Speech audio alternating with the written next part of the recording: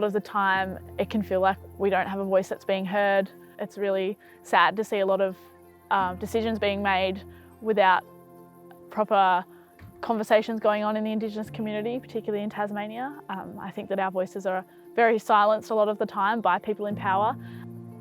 There are certainly some important issues that we need to talk about through the voice. The first one is making sure that the communities, Aboriginal and non-Aboriginal, understand what are our main issues right now.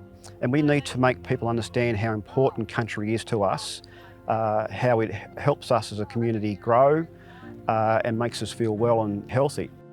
At our core, we have to make an ethical choice about where are we with how well the Aboriginals are doing on their country.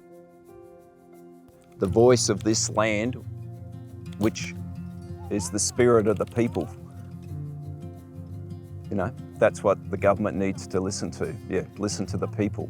Let's face it, across Australia, the needs for each community are totally different. Most of them are simple: decent housing, food at prices people can afford to pay, decent sanitation, and the right to be able to manage their own lives.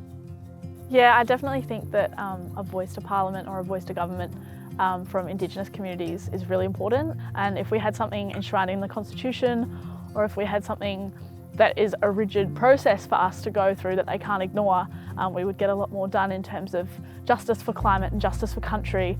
Well, that's the main thing about the Indigenous Voice. I think it will give Tasmanian Aboriginal people the ability to be able to have communication directly with government.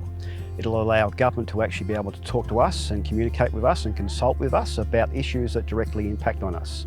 Mannalargenna Day is an event which is really truth-telling in practical process. It is Aboriginal people and non-Aboriginal people getting together in an open, safe environment which allows them to be able to yarn, talk about history of the past, talk about our people right now, where we are, what we're trying to achieve as a community.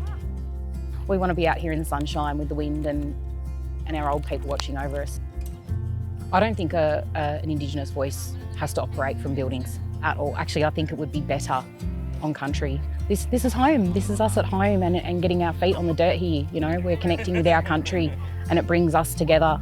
You can feel the heartbeat of this country when you walk on this land. You are seeing country through Aboriginal people. We are country. We're not separate entities that walk on the land. We are part of the country.